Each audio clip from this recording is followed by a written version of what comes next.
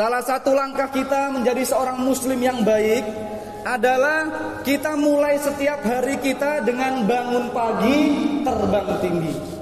Judul khutbah ini, bangun pagi, terbang tinggi. Inilah judul khutbah yang saya sampaikan. Saya ambil dalam surat Al-Isra ayat 78. Allah Subhanahu wa taala berfirman, Bismillahirrahmanirrahim. Aqimis sholata lidulukis syamsi ila ghasaqil laili wa qur'anal fajr. Inna qur'anal fajri kana masyhuda. Dirikanlah salat, kata Allah. Dirikanlah salat dari sesudah matahari tergelincir sampai gelap malam, dan kerjakanlah salat subuh. Sungguh salat subuh itu disaksikan oleh para malaikat. Inilah ayat yang memerintahkan kita semua untuk salat 5 waktu dalam sehari semalam yang hukumnya wajib, jamaah sekalian. Dan ayat ini secara khusus menceritakan tentang keistimewaan salat subuh, bahwa pada salat subuh itu seluruh malaikat yang menjaga kita untuk siang hari, malaikat yang menjaga kita malam hari, jam itu berkumpul khusus untuk mendoakan orang-orang yang sholat subuh dan melaporkan kebaikan kita kepada Allah. Hadirin sekalian, akan lebih baik jika kita bangun sebelum subuh, sebab pada saat itu kita tidak hanya mendapatkan doa dan apresiasi dari para malaikat, tapi juga menambah kesehatan dan kecerdasan.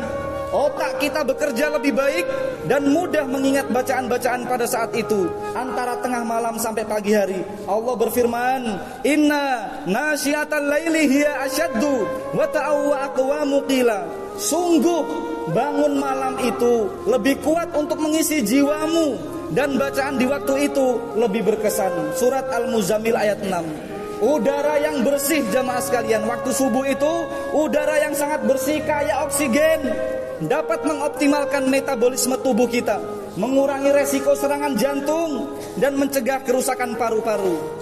Rasulullah SAW sampai berdoa, jamaah sekalian, wahai Allah, berkahilah umatku pada pagi hari mereka. Orang yang bangun terlambat agak siang, berarti dia kehilangan jatah doa dari Rasulullah dan kehilangan jatah udara bersih yang kaya oksigen itu. Ketika bangun dari tidur, bapak-bapak sekalian, minumlah air putih dengan posisi duduk, jangan berdiri, untuk menggantikan cairan tubuh yang hilang sewaktu kita tidur. Sebab ketika kita tidur, sejatinya aktivitas tubuh kita tidak berhenti. Ketika minum air, bacalah Bismillahirrahmanirrahim. Kemudian berhenti sejenak, baca Alhamdulillah. Tegukan kedua, baca lagi Bismillahirrahmanirrahim, Alhamdulillahirabbil alamin. Tegukan ketiga, baca Bismillahirrahmanirrahim, kemudian Alhamdulillahirabbil alamin. Jangan minum dengan sekali tegukan, sebab Nabi kita tidak pernah melakukan itu. Dan ternyata jamaah sekalian, kalau kita minum dengan sekali tegukan, itu bisa merusak liver dan ginjal kita. Dengan cara seperti tadi, jamaah sekalian, minum 3 kali tegukan, baca Bismillah, Alhamdulillah. Saya terkejut, jamaah sekalian, membaca keterangan Syekh Mutawalli Asy-Syarawi. Beliau menafsirkan surat Al-Baqarah ayat 152. Beliau mengatakan, siapa yang melakukan itu, jadi bangun sebelum subuh, minum air putih 1 gelas, minum 3 kali tegukan, kata Syekh tadi, selama ada sisa air di dalam tubuh kita, Allah akan menjauhkan kita dari seluruh perbuatan dosa. Jadi 1 hari itu kita dijaga oleh Allah. Selama masih ada air dalam tubuh kita, kita dilindungi oleh Allah dari perbuatan dosa. Hadirin sekalian, setelah itu pergilah ke masjid untuk salat subuh dengan berjalan kaki. Kalau rumahnya dekat, jalan kaki, atau naik kendaraan sambil menghirup udara yang segar. Bacalah sholawat Nabi ketika masuk dalam masjid. Keluar dari masjid, baca lagi Allahumma sholli ala Muhammad. Lalu mintalah kepada Allah supaya rezeki yang di langit itu diturunkan. Mintalah supaya rezeki yang di dasar bumi itu dikeluarkan. Mintalah supaya rezeki yang masih jauh itu didekatkan. Ketika di dalam masjid, bahkan setiap hari kalau ke masjid, jamaah sekalian, tolong diingat-ingat, sapalah dengan senyuman. Tolong disapa dengan senyuman sebanyak-banyaknya orang. Jangan seperti tidak punya teman, masuk masjid, keluar masjid, tidak mau menyapa orang sama sekali, cuek, cemberut. Datang masjid, yang penting saya sudah absen pergi ke masjid, pulang langsung tidak mau menyapa orang. Tidak boleh begitu, jamaah sekalian. Karena jemaah sekalian, menyapa dengan senyuman itu juga ada hubungannya dengan kesehatan kita. Orang yang ramah itu rata-rata umurnya panjang, sehat. Jangan cemberut datang ke masjid tidak mau menyapa orang. Kemudian kalau sempat kita sholat sunnah tahiyatul masjid atau sholat sunnah qobliyah subuh, yang masya Allah ganjarannya lebih besar dari langit dan bumi.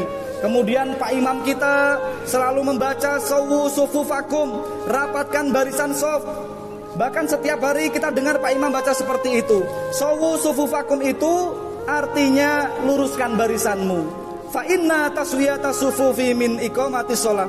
Rapatkan barisan kita, jagalah persatuan kita. Jangan sok pintar, jangan sok suci, jangan sok merasa punya kunci surga sendiri. Ayolah kita bersama-sama menjaga persatuan ini, menjaga kekompakan kita ini, pertahankan lalu kita wariskan kepada anak cucu kita.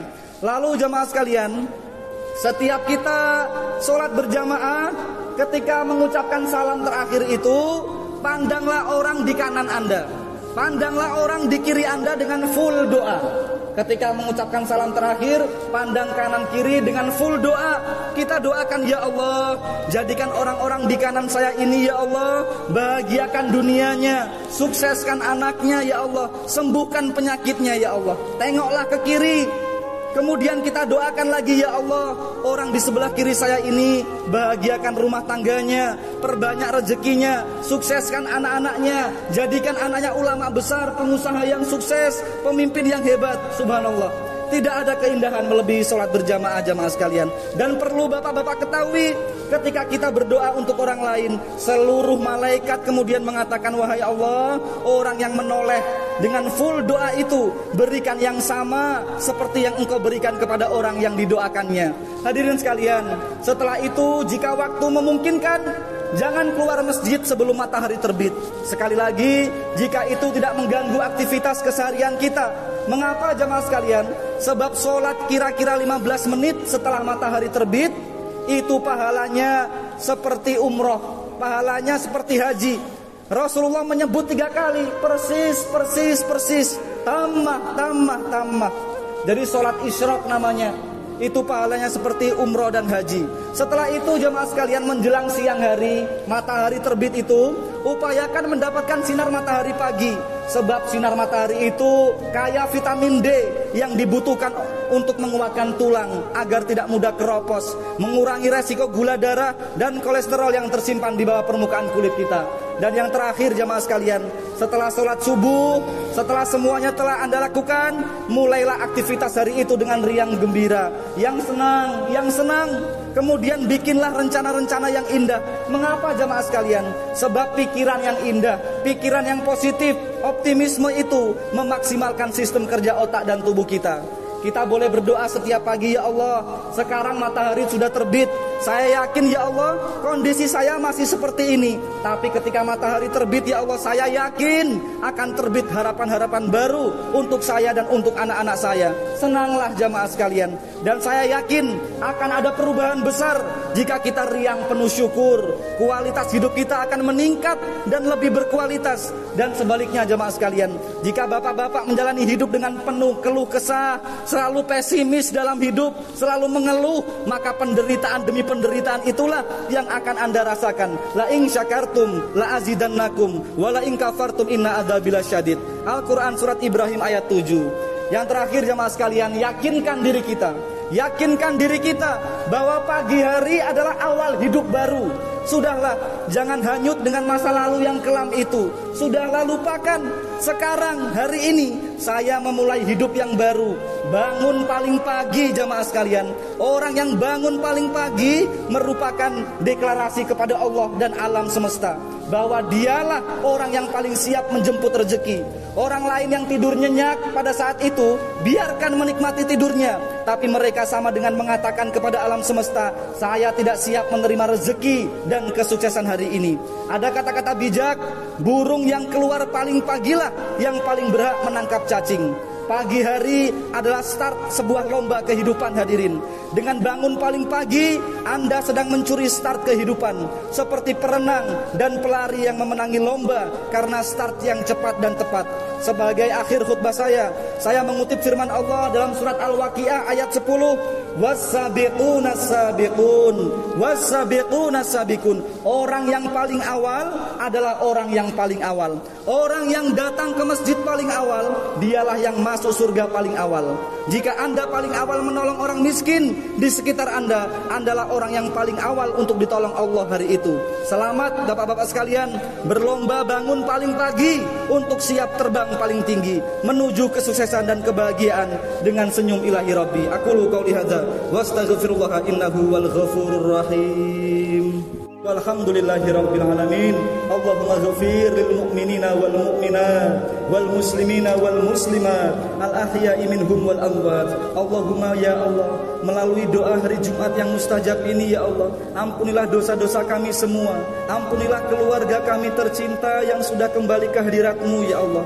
Anugerahkanlah kepada kami semua terus-menerus pengampunan dan rahmat-Mu. Wahai Allah, siapapun yang ikut infak sedekah untuk pengembangan Masjid Agung Jabal Rahmah ini ya Allah, gantilah dengan rezeki yang lebih banyak dan barokah. Sembuhkanlah penyakitnya ya Allah, bahagiakanlah keluarganya ya Allah. Allahumma ya Allah, berikan kami kekuatan untuk menjalankan yang baik ya Allah.